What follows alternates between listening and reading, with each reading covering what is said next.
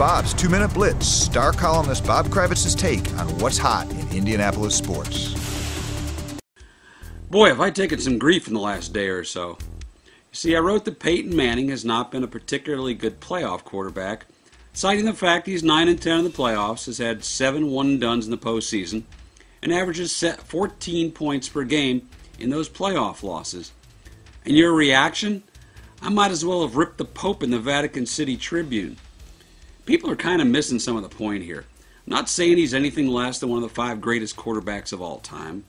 I'm not saying he's been anything less than a complete blessing for this franchise and for this city.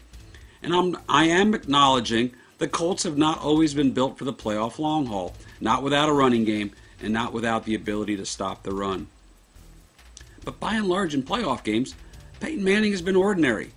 You can talk all you want about lousy field position and defensive deficiencies, but when your team is built around the quarterback, when you're surrounded by great skilled position people and a solid pass-blocking offensive line, you've got to average more than 2 touchdowns a game when it counts the most. If that's ripping Manning, okay, fine, I'm ripping Manning. But I've written, I think, about, 9,000 glowing columns about the guy over the years, and deservedly so. But I can't deny what I see in front of my face. I just can't do it. Now, if it makes you feel any better, especially you Peyton Manning defenders, the same New York Jets absolutely throttled Tom Brady, so you can take solace in that. My issue, though, was what happened to Bill Belichick's brain. Forget about Jim Caldwell's timeout. How about that fake punt in his own territory? How about the lack of urgency on a late Patriots drive? Why are you trying an onside kick with nearly 2 minutes remaining and 2 timeouts?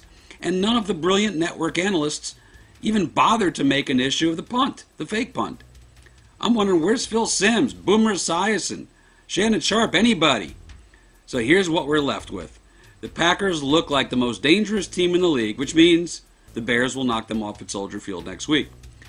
The Jets, they're going to beat one more terrific quarterback in Pittsburgh, setting the stage for one of the chattiest Super Bowl weeks in history. I feel quite strongly that I'll be completely wrong on both picks. I'm Bob Kravitz.